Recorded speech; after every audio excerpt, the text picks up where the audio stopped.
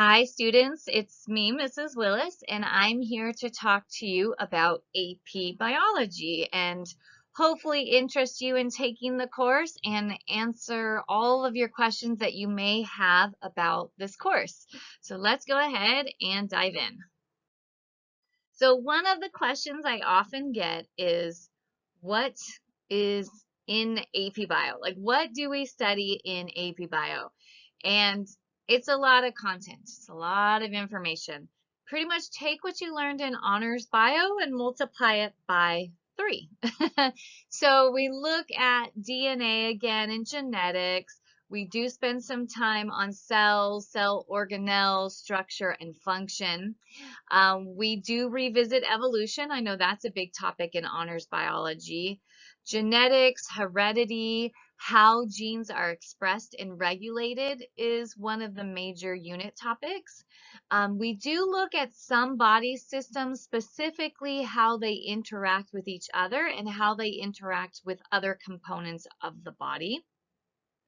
Again, cells, big, and ecology is one of our last units. And this one I think students find the easiest because they have mastered this in honors biology. It's something we spend a lot of time on.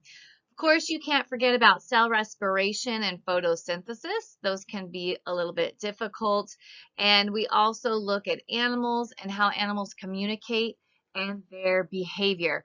This is just a snapshot of some of the things that we cover in AP Bio.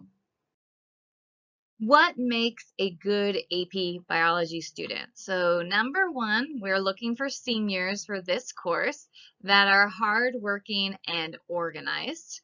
Again, you need to be interested in this subject. If you have no interest in biology, this may not be the course for you. And also, please keep in mind, don't take too many APs. I would say 3 are about the max. Anyone who's taking 4 or 5, you're going to find that this class can get a little overwhelming on top of your other coursework. And then seniors, this is a big one. You got to be willing to study at the end of the year. It gets really difficult for seniors. They know what colleges they're going to by the time they take the AP test. They know kind of where they're going, what their career path is. So I know it's hard, but at the end of the year, we really need you to study for that AP test. And I have to bring this up because sometimes I do see comparisons drawn between AP Environmental and AP Bio. So what AP Bio is not is it's not AP Environmental Science. They are two completely different courses. And so when comparing them, I just have to say that AP Biology is way more technical and way more detailed, and you're looking at very small picture, very small processes and things that are connected. In AP Biology, the scope is much bigger and it's broader, and it's also things that students can see.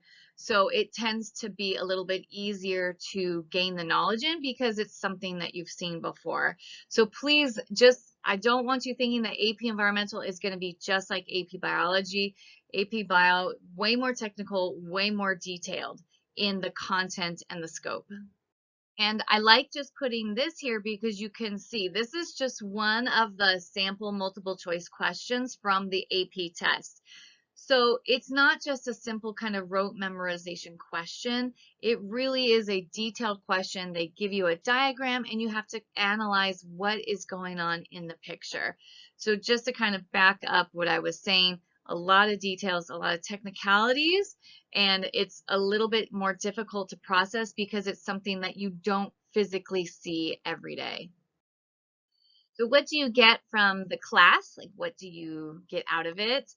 Definitely a lot of learning, a lot of academic content comes out of this class, and great knowledge. If any of you are interested in going into any of the medical professions, any of them, whether it be nursing or a doctor or pharmacist or a chemist, you definitely should be taking AP Biology. When you pass that AP test, you do earn college credit for introductory biology. Most of the UCs and Cal States will give you a full year, 2 quarters if it's a UC system. of the introductory bio. And lastly, we do a lot of labs in this class. There are 13 required labs stated by the College Board, so lots of hands-on activity happening in the class. Here is one of the examples of a lab that we did this year. This is called gel electrophoresis, and it's a way to separate DNA fragments using electricity and an agarose gel, as it's called. So these are some of the results from our students.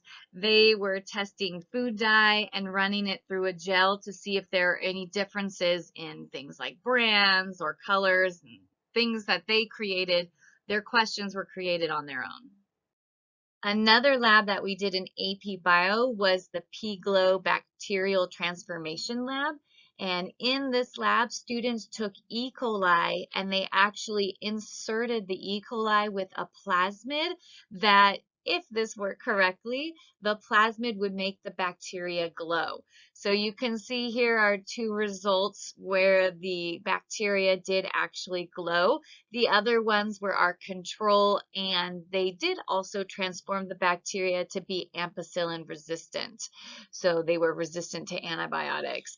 So somewhat successful in this one. Some groups got it, some groups didn't, but you can see these two in the pictures definitely did get that E. coli to grow by taking up the plasmid. When we start class in the fall, you are going to need a lab notebook that has the graph paper inside. So I just want to give you the heads up. If you're out shopping and you see one, grab it, put AP Bio on it, and keep it for the fall. And yes, there will be summer homework. It can be found at williscience.com or Schoology. I will send it out through Schoology before the school year ends. It will be due on the first day of school to Schoology. And I know this is a little tricky because sometimes your classes aren't populated in Schoology until like a day or two before the school year starts. So my advice, do your summer homework now. Have it done, keep it ready to go, so then when your Schoology classes get populated, you can go ahead and upload the assignment and have no problems. If you do not do the summer homework, you will not be taking AP Biology. And if you have any questions, feel free to email me at that email address there on the screen, or pop into my class anytime before school, nutrition, lunch. It seems like I'm always here. So ask any questions that you want and anything that I didn't cover. And I look forward to seeing you all in AP Biology, and I hope that answered all of your questions. Have a good day.